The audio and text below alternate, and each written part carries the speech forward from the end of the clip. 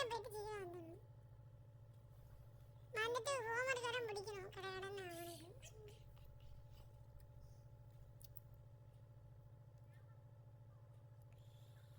நேரமே இல்லை.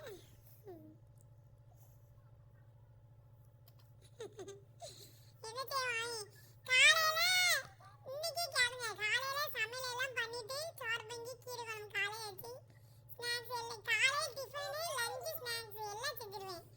காலைல 9 மணிக்குள்ள 8:30க்குள்ள எல்லாம் செஞ்சு பேக் பண்ணிடுவேன் பிள்ளைகளுக்கு. காலை சாப்பாடு செஞ்சு வச்சுட்டு ஆமா அதுக்கடுத்து கிச்சனை நீட் பண்ணி வச்சுட்டு வெளியே வந்துடுவேன். சாப்பிட்டு மாசா போயிடுவேன். 10 மணி மாசா 11 12 மணி ஆயிரம் வெளியே வர. வெளியே வந்து அடுத்து தொழுதுட்டு அந்த வீட்டு மற்ற வேலை வீட்டு தூத்தலுது துணி மடிக்கிறது துணி துவைக்கிறது அதெல்லாம் பார்ப்பேன். பிள்ளைங்க வரும் பிள்ளைங்க வந்தாலும் ஹோம்ஒர்க் சொல்லிட்டு சரியாயிடும். அது பக்கத்துலேயே உட்காரணும். நேற்று 11:30 தான் எழுந்திருக்கேன் ஹோம்ஒர்க் விட்டு. அதுவுமே இன்னும் ஒன்றும் முடிக்கல. அப்படிதான் இருக்கு நேரம். அப்படிதான் கழிவுங்க. ஒன்றுமே தேவையில்ல. நமக்கு ரெஸ்ட் இல்லாமல் இருக்கு. டியூஷன் எவ்வளவாவது கொஞ்சம் ரிலாக்ஸாக இருக்கு. நம்மளே சொல்லி எடுக்கமா அது சின்ன பிள்ளைகளா அது கொஞ்சம் இதாக இருக்கு. வேற ஒன்றும் இல்லை. அதை யோசிக்க இப்போ மார்க்கெட் வரது கூட யோசனையாக இருக்கு. சொல்லி கொடுக்கணுமா ஹோம்ஒர்க்கு அம்மாட்டையா? ஐயோப்பா அம்மா சமைக்க முடியாதுல.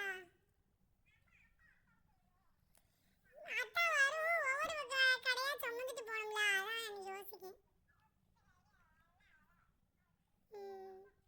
ஒவ்வொரு கடையாக சுமந்துட்டு போகணும்ல.